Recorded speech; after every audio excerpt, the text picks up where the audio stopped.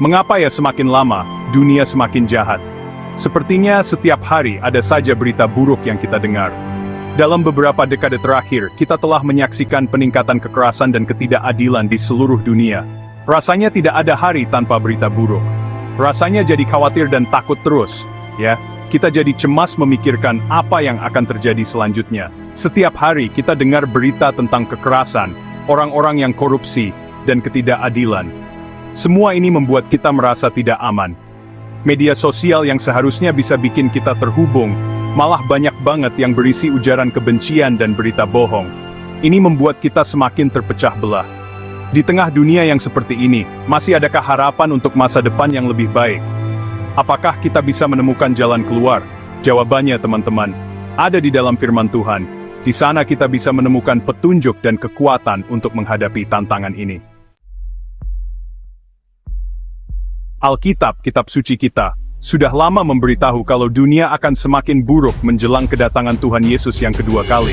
Firman Tuhan memberikan kita petunjuk dan peringatan tentang apa yang akan terjadi di masa depan. Di 2 Timotius 3 ayat 1-5, dijelaskan dengan sangat jelas tentang tanda-tanda akhir zaman. Ketahuilah, bahwa pada hari-hari terakhir akan datang masa yang sukar.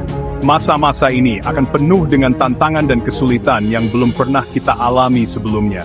Manusia akan mencintai dirinya sendiri dan menjadi hamba uang. Mereka akan lebih mementingkan kekayaan dan materi daripada nilai-nilai spiritual. Mereka akan membanggakan diri dan menjadi sombong, pemfitnah, dan tidak peduli dengan perasaan orang lain. Tidak taat kepada orang tua, dan tidak menghormati mereka yang lebih tua. Tidak tahu berterima kasih dan tidak benar. Mereka akan menjadi orang yang tidak memiliki rasa syukur dan kejujuran. Mereka akan menjadi orang yang tidak tahu mengasihi, tidak mau berdamai, suka menjelekkan orang, tidak dapat menguasai diri, garang, benci akan kebaikan, suka mengkhianati, tidak berpikir panjang, berlagak tahu.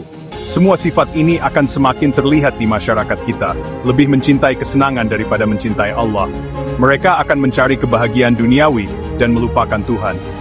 Secara lahiriah, mereka menunjukkan kehidupan yang alim, tetapi mereka memungkiri kekuatannya. Mereka hanya berpura-pura beriman tanpa benar-benar memahami makna sejati dari iman itu sendiri. Wah, persis seperti yang terjadi sekarang ya.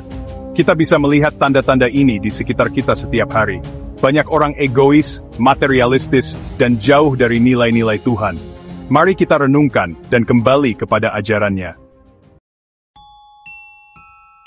Di Alkitab, ada banyak cerita yang sesuai dengan kehidupan kita saat ini.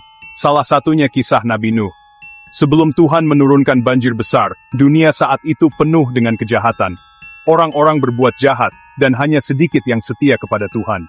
Nuh, orang yang baik dan taat pada Tuhan, diperintahkan untuk membangun bahtera agar ia, keluarganya, dan sepasang dari setiap jenis hewan bisa selamat. Cerita ini mengajarkan kita untuk tetap berpegang pada iman dan kebenaran Tuhan, meskipun dunia semakin jahat. Salah satu penyebab dunia semakin jahat adalah karena banyak orang serakah dan tamak. Mereka tidak pernah merasa cukup dengan apa yang mereka miliki dan selalu ingin lebih, bahkan jika itu berarti harus mengorbankan orang lain. Di 1 Timotius 6 ayat 10 dikatakan, karena akar segala kejahatan ialah cinta uang.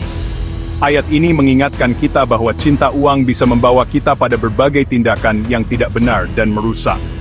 Sebab oleh memburu uanglah beberapa orang telah menyimpang dari iman dan menyiksa dirinya dengan berbagai-bagai duka.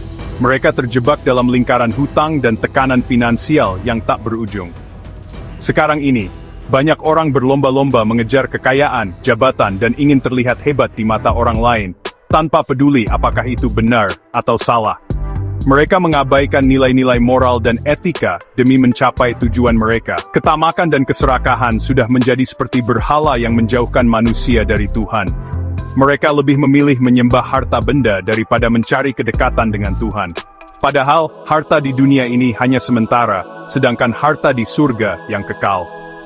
Kita harus ingat bahwa kebahagiaan sejati tidak bisa dibeli dengan uang, melainkan ditemukan dalam hubungan kita dengan Tuhan dan sesama.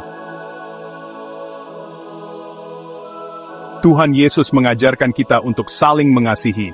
Di Matius 22 ayat 37 dikatakan, kasihilah Tuhan Allahmu dengan segenap hatimu dan dengan segenap jiwamu dan dengan segenap akal budimu. Itulah hukum yang terutama dan yang pertama. Dan hukum yang kedua, yang sama dengan itu, ialah kasihilah sesamamu manusia seperti dirimu sendiri. Tapi sayangnya, sekarang ini malah banyak kebencian dan perpecahan. Konflik terjadi di mana-mana. Kita mudah terpancing oleh berita bohong dan ujaran kebencian di media sosial. Kita lupa bahwa kita semua adalah ciptaan Tuhan, yang seharusnya hidup rukun dan saling menyayangi. Meskipun dunia terlihat semakin gelap, jangan putus asa. Di Yohanes 19 ayat 33, Tuhan Yesus berkata, "Semuanya itu kukatakan kepadamu, supaya kamu beroleh damai sejahtera dalam aku. Dalam dunia kamu menderita penganiayaan, tetapi kuatkanlah hatimu, aku telah mengalahkan dunia." Tuhan Yesus berjanji untuk selalu bersama kita, bahkan saat kita menghadapi masalah yang berat. Kita tidak perlu takut karena Tuhan memegang kendali. Tugas kita adalah tetap setia dan percaya kepadanya. Di tengah dunia yang kacau ini, kita bisa menemukan kedamaian sejati dalam iman kepada Tuhan. Filipi 4 ayat 6-7 mengingatkan kita, janganlah hendaknya kamu khawatir tentang apapun juga, tetapi nyatakanlah dalam segala hal keinginanmu kepada Allah dalam doa dan permohonan dengan ucapan syukur. Damai sejahtera Allah yang melampaui segala akal akan memelihara hati dan pikiranmu dalam Kristus Yesus. Dekatkan diri kepada Tuhan melalui doa, bernyanyi memuji Tuhan, lemfurdain dan membaca Alkitab. Biarkan Roh Kudus membimbing kita dan memberi kita kekuatan untuk menghadapi setiap tantangan dengan iman yang teguh. Teman-teman, ingatlah bahwa terang selalu mengalahkan kegelapan. Tetaplah berpegang pada iman dan kebenaran Tuhan. Jadilah seperti garam dan terang di dunia ini. Sebarkan kasih, kebaikan, dan harapan kepada semua orang. Tuhan tidak akan pernah meninggalkan kita. Mari kita hadapi masa depan dengan iman, harapan, dan kasih yang teguh.